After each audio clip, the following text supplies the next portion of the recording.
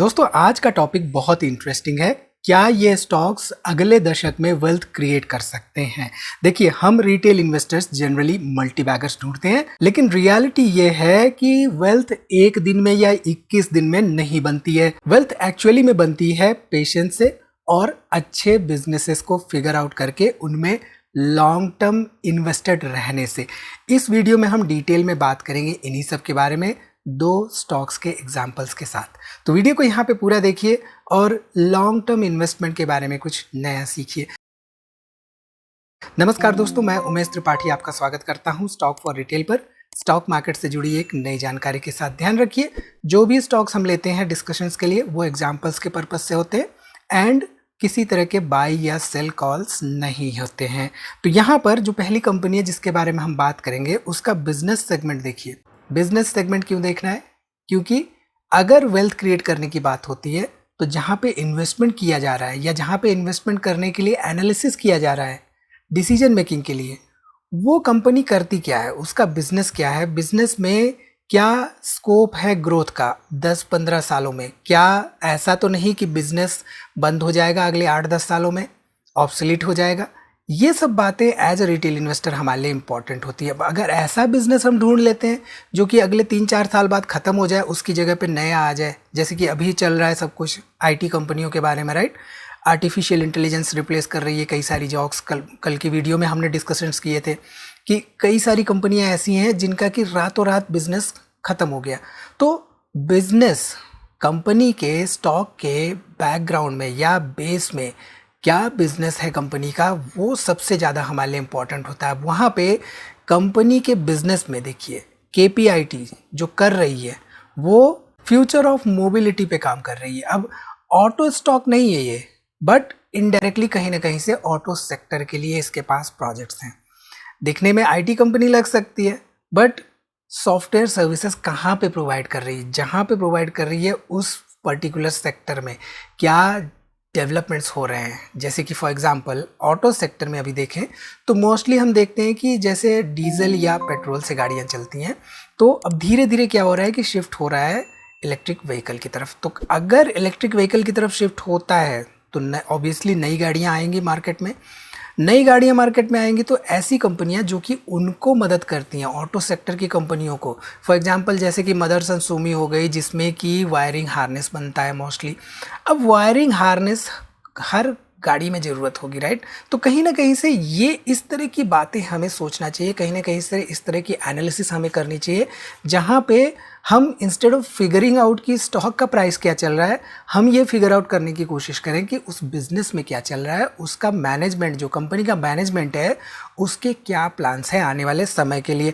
ठीक है, तो यहाँ पे बेसिकली क्या है, KPIT टेक एक सॉफ्टवेयर प्रोवाइडिंग कंपनी है, सॉफ्टवेयर सर्विसेज प्रोवाइडिंग कंपनी है जो कि मोबिलिटी सॉफ्टवेयर सर्विसेज प्रोवाइड करती है खासतौर पे ऑटो सेक्टर की कंपनियों के लिए। अब यहाँ पे आप देखिए तो ऑर्डर बुक क्या है या जो स्ट्रैटेजिकली नए इनके ऑर्डर्स आए हैं वो क्या हैं कंपनियों के, इस पर बात करना हमारे लिए इंपॉर्टेंट होता है। अब यहाँ पे ऐसे में इंडस्ट्री में जहाँ पे मेजर शिफ्ट हो रहा होता है वहाँ पे कैसे इनोवेशन कर रही है कंपनियां, कैसे KPIT इनोवेट कर रही है, इसकी स्टडी हमारे लिए इंपॉर्टेंट हो जाती है। तो यहाँ पे कई सारी OEMs के लिए कई सारे इनके पास नए प्रोजेक्ट्स आ रहे हैं। साथ ही साथ ये AI इनेबल्ड सर्विसेज हो या AI इनेबल्ड प्रोडक्टिविटी बढ़ाने की बात हो या वर्चुअलाइज्ड वैलिडेशन की बात हो, इन सब पे काम करते हुए दिखाई दे रहे हैं। ऐसे में फंडामेंटल्स इंपॉर्टेंट हो जाता है। देखिए, सबसे पहली बात होता है कि बिजनेस कंपनी कर क्या रही है, कंपनी के बिजनेस में ग्रोथ का स्कोप क्या है। उसके बाद आता है कि कंपनी की औकात क्या है, यानी कि फंडामेंटल्स क्या कहते हैं उसके। तो यहाँ पे आप देखिए रिटर्न ऑन इक्विटी 21% के आसपास है KPIT टेक का, रिटर्न ऑन कैपिटल एम्प्लॉयड 26% के आसपास है, डिविडेंड यील्ड 1.14% के आसपास है, कंपनी प्रॉफिटेबल है, डेट टू इक्विटी मात्र 0.24 है। साथ ही साथ पेट्रोस्की स्कोर यहाँ पे 4 का है। सेल्स ग्रोथ पिछले 7 सालों का मैसिव 39% के आसपास रहा है। सबसे इंपॉर्टेंट बात, sales and profitability, company sales में क्या ग्रोथ कर रही है, प्रॉफिटेबिलिटी में क्या ग्रोथ कर रही है, ये बिना देखे अगर हम इन्वेस्टमेंट डिसीजन मेकिंग करते हैं तो फिर से वही उसी रास्ते पे हम आ जाते हैं कि प्राइस देखते हैं भाग रहा है। जैसे कि स्पेस एक्स की बात हुई थी, राइट, रिसेंटली स्पेस एक्स का जब IPO आया $130-135 से भागता हुआ $215-218 पहुंच गया, लेकिन फिर से टोपी पहना दी, टोपी वाला जो हमारा चार्ट पैटर्न है वो फॉर्म हो गया उसमें। तो कहने का मतलब ये है कि सारी कड़ियाँ मिला के एज एन रिटेल इन्वेस्टर, सारी कड़ियाँ मिलाते हुए fundamentals, technicals, business growth perspective and valuation, इन सब को एक साथ रखकर कसौटी पे तौलना होता है हमको कि वेदर उसमें इन्वेस्टमेंट बन रहा है या नहीं। ठीक है, यहाँ पे प्राइस टू अर्निंग रेशियो 30 का है एंड पीजी रेशियो 1.42 के आसपास देखने को मिल रहा है। अब इसके साथ ही साथ अगर हम केपीआईटी टिक में देखें शेयर होल्डिंग पैटर्न, देखिए शेयर होल्डिंग पैटर्न क्यों इंपॉर्टेंट होता है, क्योंकि शेयर होल्डिंग पैटर्न से हमें पता चलता है कि जो जाने माने इन्वेस्टर्स हैं, बुद्धिमान इन्वेस्टर्स की कैटेगरी में, जिनको हम कहते हैं कि भाई जिनके पास डिग्रियां होती हैं, बहुत सारी पढ़ाई कर रखी होती है, उनको सब पता होता है, उनको सब पता होता है कि कहाँ पे चल रही है चीज़ें, कहाँ पे जा सकती है चीज़ें, बेस्ड ऑन दैट वो इन्वेस्टमेंट करते हैं। अब यहाँ पे मोस्टली वो होते हैं एफआईआईज एंड डीआईआईज। तो यहाँ पे आप देखिए 25% एफआईआईज थे जून 2023 में और 12% के आसपास डीआईआईज थे। पब्लिक इन्वेस्टमेंट 21% के आसपास देखने को मिल रही थी। अगर हम लेटेस्ट डाटा पर ध्यान दें तो मार्च 2026 में 40% के आसपास प्रमोटर्स थे, 13% यहाँ पे एफआईआईज थे, 24-25% के पास डीआईआईज थे एंड 22% के आसपास यहाँ पे हमें पब्लिक इन्वेस्टमेंट देखने को मिल रही थी। ठीक, तो बिजनेस क्यों इंपॉर्टेंट होता है ये बात आपको समझ में आ गई, राइट। फंडामेंटल्स क्यों इंपॉर्टेंट होता है ये बात भी समझ में आ गई। अब देखिए जो बिजनेस की जब हम बात करते हैं, राइट, तो कंपनी के ओवरऑल परफॉर्मेंस के बारे में हमें पता चलता है। अब कोई भी कंपनी स्टॉक मार्केट में लिस्टेड होती है तो स्टॉक मार्केट में लिस्ट होने के लिए या स्टॉक मार्केट में लिस्ट होने के बाद जो भी उनके सर्विसेज होते हैं, फैसिलिटी जो भी प्रोवाइड की जाती हैं, चाहे वो डीपी सर्विसेज हो, चाहे वो ट्रेड सेटलमेंट्स की सर्विसेज हो, बिजनेस इंपॉर्टेंट हो जाता है। अगेन बिजनेस को स्टडी करना इंपॉर्टेंट होता था।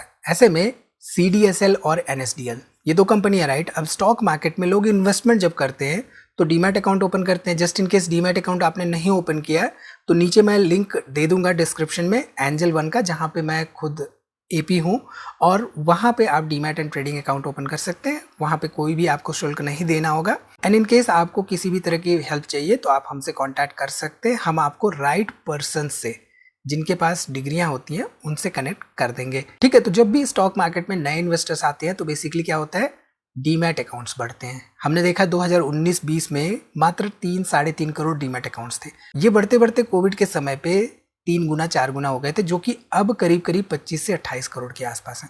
तो ऐसे में जब डीमैट अकाउंट्स बढ़ते हैं तब ये जो इकोसिस्टम होता है, राइट, इकोसिस्टम्स के जो प्लेयर्स होते हैं उनको कहीं ना कहीं से बेनिफिट मिलता है। तो CDSL एंड NSDL यहाँ पे सिंपल बिजनेसेस लगते हैं, बट बैकग्राउंड में आप देखिए तो CDSL एंड NSDL दोनों एक तरह से डिपॉजिटरी सर्विस प्रोवाइड करते हैं एंड इनके पास DP हैं, यानी कि पार्टिसिपेंट्स हैं, डिपॉजिटरी पार्टिसिपेंट्स। अब वो कंपनियां जो कि स्टॉक मार्केट में लिस्टेड हैं, उनके शेयर्स कहीं ना कहीं पे जाके सेफ रहते हैं, राइट, सेव रहते हैं इनफैक्ट आप कह सकते हैं। एंड NSDL के देखें तो करीब करीब 4 करोड़ के डीमैट अकाउंट्स थे मार्च 31, 2025 तक। वहीं पे CDSL के पास करीब करीब 15 करोड़ के आसपास डीमैट अकाउंट्स थे।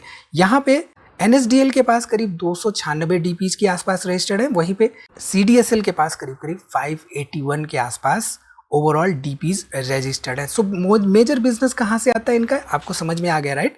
अब यहाँ पे ऐसे में अगर हम देखें CDSL के फंडामेंटल्स क्या कहते हैं, तो देखिए रिटर्न ऑन इक्विटी 25% के आसपास है, रिटर्न ऑन कैपिटल एम्प्लॉयड 32% के आसपास है, डिविडेंड यील्ड 0.94% के आसपास है, कंपनी प्रॉफिटेबल है, डेट बिल्कुल नहीं है कंपनी के पास, पेट्रोस्की स्कोर 6 का है, सेल्स ग्रोथ पिछले 7 सालों की 29% के आसपास रही है, लेकिन प्राइस टू अर्निंग रेशियो 61 के आसपास यहाँ पे चल रहा है और PG रेशियो 3.32 के आसपास चल रहा है।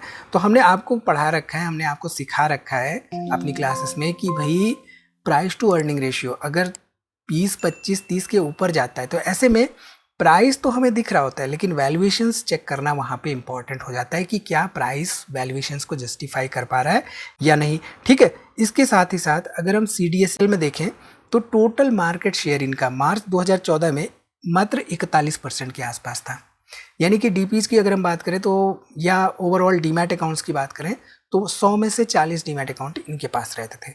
ठीक, यहाँ पे अगर हम देखें तो ये जो मार्केट शेयर है बढ़ता हुआ 2025-26 में करीब करीब 80% के आसपास आ चुका है CDSL का। इसके साथ ही साथ अगर हम CDSL के ओवरऑल सेल्स ट्रैक रिकॉर्ड की बात करें तो 2015 में करीब 105 करोड़ का सेल्स था, यहाँ पे नेट प्रॉफिट मात्र 40 करोड़ का था। 2020 में कोविड के समय पे 225 करोड़ का सेल्स हो गया था एंड करीब 107 करोड़ रुपए के आसपास यहाँ पे नेट प्रॉफिट हो चुका था। 2026 की अगर हम बात करें तो 2026 में यहाँ पे देखिए करीब 1145 करोड़ का सेल्स था एंड यहाँ पे करीब 455 करोड़ रुपए के आसपास नेट प्रॉफिट था कंपनी का। अब ध्यान दीजिए, तो सेल्स अगर 100 रुपए की है तो प्रॉफिट यहाँ पे करीब करीब 50% के आसपास है। कोई ऐसी कंपनी बताइए जहाँ पे 100 रुपए का सेल करने पर 50 रुपए का प्रॉफिट आ रहा हो। बहुत कम ऐसी कंपनियां, राइट। तो बिजनेस मैटर करता है, बिजनेस को समझने हमारे लिए इंपॉर्टेंट हो जाता है, ठीक है। इसके साथ ही साथ CDSL में अगर हम देखें तो जून 2023 में 15% के आसपास प्रोमोटर्स थे, 47% यहाँ पे करीब करीब पब्लिक थी और यहाँ पे 37-38% के आसपास आपको FIs एंड DIs देखने को मिल रहे थे। लेटेस्ट डाटा के हिसाब से यहाँ पे आप देख सकते हैं कि करीब 15% के आसपास प्रोमोटर्स हैं, 60% यहाँ पे पब्लिक है और यहाँ पे करीब करीब 25-26% के आसपास FIs एंड DIs देखने को मिल रहे हैं, ठीक। इसके साथ ही साथ अगर हम बात करें NSDL की, तो NSDL के फंडामेंटल्स देखिए, return on equity 17%, return on capital employed 23%, dividend yield 0.22% के आसपास है, कंपनी प्रॉफिटेबल है, डेट टू इक्विटी बिल्कुल ना के बराबर है इसके पास, पेट्रोस्की स्कोर 7 का है। यहाँ पे देखें तो प्राइस टू अर्निंग रेशियो 47 का है एंड PEG रेशियो यहाँ पे 3 के आसपास देखने को मिल रहा है। तो यहाँ पे भी PEG ratio and price to earning ratio बहुत ज़्यादा देखने को मिल रहा है इस पर्टिकुलर कंपनी में भी, ठीक है। इसके साथ ही साथ अगर हम NSDL की बात करें तो मार्च 2020 में 326 करोड़ के आसपास सेल्स था इनका, 125 करोड़ रुपए के आसपास नेट प्रॉफिट था और वहीं पे रीसेंट डाटा के हिसाब से अगर हम बात करें तो यहाँ पे मार्च 2026 में करीब 1530 करोड़ रुपए के आसपास सेल्स था एंड 380 करोड़ रुपए के आसपास नेट प्रॉफिट देखने को मिल रहा था। अब NSDL में अगर हम शेयर होल्डिंग पैटर्न देखें तो यहाँ पे प्रमोटर्स नहीं है। कुछ कंपनियां ऐसी होती हैं जहाँ पे प्रमोटर्स नहीं होते हैं, जीरो होते हैं। उन कंपनियों को कौन चलाता है? अगर आप हमारी वीडियोस देखते हैं तो आपको मालूम होगा, कमेंट करके जरूर बताइए। अब कुछ कंपनियां ऐसी हैं, कुछ बैंकिंग सेक्टर के स्टॉक्स मेजरली ऐसे हैं जिनमें की प्रमोटर शेयर होल्डिंग नहीं है बट वो मल्टी बैगर रिटर्न्स देती हुई दिखाई दी हैं। कमेंट करके जरूर बताइए ऐसी कंपनियों के नाम। अगर आप ढूंढते हैं, कमेंट करते हैं, सीखते हैं तो चीज़ें आपको नहीं भूलती हैं। यहाँ पे आते हैं, स्टॉक के नाम देखते हैं, चले जाते हैं तो चीज़ें आपको समझ में नहीं आएंगे, फिर आप समझ नहीं पाओगे कि प्राइसेस क्यों गिर रहे हैं और प्राइसेस क्यों बढ़ रहे हैं, ठीक है। यहाँ पे FIs देखिए तो करीब 16% के आसपास सितंबर 2025 में थे, DIs यहाँ पे करीब करीब 40% के आसपास थे एंड पब्लिक इन्वेस्टमेंट 44-45% के आसपास देखने को मिल रहा था। लेटेस्ट डाटा के हिसाब से देखें तो 15% के आसपास यहाँ पे FIs, 37-38% के आसपास DIs एंड करीब करीब 48% के आसपास हमें पब्लिक इन्वेस्टमेंट देखने को मिल रही है, ठीक है। अब यहाँ पे सबसे इंपॉर्टेंट बात कि वेल्थ क्रिएट करने वाले स्टॉक्स जो होते हैं या कंपनियां जो होती हैं वो पहले से कोई लेवल लगा के नहीं आती कि मैं वेल्थ क्रिएट करने वाला हूँ। 2015 में जब स्टॉक मार्केट में गिरावट हुई थी तो वहाँ पे कोई भी गारंटी नहीं थी कि कौन से स्टॉक्स जो है आगे चलकर मल्टीबैगर बनेंगे। 2020 में कोविड के सिचुएशन में जब गिरावट हुई थी तो भी वहाँ पे किसी भी तरह की गारंटी नहीं थी। सो ऑल इन ऑल कहने का मतलब है कि फ्यूचर को प्रेडिक्ट करना इम्पॉसिबल जैसा होता है, बट अगर हम 2-3 इंपॉर्टेंट बातों का ध्यान रखते हैं तो वहाँ पर फिर हम एनालिसिस कर सकते हैं, समझ सकते हैं कि एक्चुअल में चल क्या रहा है और फ्यूचर में ग्रोथ कहाँ पे आ सकता है। तो बिजनेस क्वालिटी बहुत ज़्यादा मैटर करता है और साथ ही साथ बिजनेस जिस कंपनी का हम एनालाइज कर रहे हैं वो कंपनी जिस सेक्टर से बिलोंग करती है उस सेक्टर में क्या ग्रोथ का पर्सपेक्टिव है वो हमारे लिए इंपॉर्टेंट होता है। इसके साथ ही साथ मैनेजमेंट के डिसीजंस, मैनेजमेंट की ओवरऑल कमेंट्री एंड उनके प्लान्स हमारे लिए बहुत ही इंपॉर्टेंट होते हैं डिसीजन मेकिंग के लिए। एंड सबसे इंपॉर्टेंट बात, patience. Time spent in market is more important than timing the market. Market में वोलेटिलिटी रहती है, कभी ट्रम्प साहब आते हैं कुछ कह देते हैं, कभी Iran, US, Israel, Ukraine, Russia ये सब होता रहता है, कभी फेड के डाटा आते हैं तो कभी गोल्ड एंड सिल्वर के प्राइसेस इधर उधर होते रहते हैं, कभी बिटकॉइन के प्राइसेस इधर उधर होते रहते हैं। तो मार्केट में शॉर्ट टर्म में वोलेटिलिटी दिखती है, इसलिए सवाल यहाँ पे ये होना चाहिए कि क्या पेशेंट इन्वेस्टर गिरावट में रुक सकता है लंबे समय के लिए या नहीं। तो पेशेंस बहुत इंपॉर्टेंट होता है एक इन्वेस्टर के लिए। सो ऑल इन ऑल मेरा फोकस अगला मल्टीबैगर ढूंढने पे नहीं बल्कि बिजनेसेस की वॉच लिस्ट क्रिएट करने पे होता है। तो आप किन तरह के बिजनेसेस की वॉच लिस्ट क्रिएट कर रहे हैं, कौन से स्टॉक्स हैं ऐसे, कमेंट करके जरूर बताइए ताकि बाकी लोग जो वीडियो देख रहे हैं वो भी डिस्कशंस में शामिल हो सकें। जब आप डिस्कशंस करते हैं तो आप एक दूसरे की इन्फॉर्मेशन को शेयर करते हैं और कहीं ना कहीं से सीखते हैं। तो इस वीडियो में इतना ही दोस्तों, आई थिंक यहाँ से आपको काफ़ी कुछ सीखने को मिला होगा। वीडियो को लाइक करिए, कोई भी सवाल हो तो कमेंट जरूर करिए और दोस्तों में शेयर करना ना भूलिए।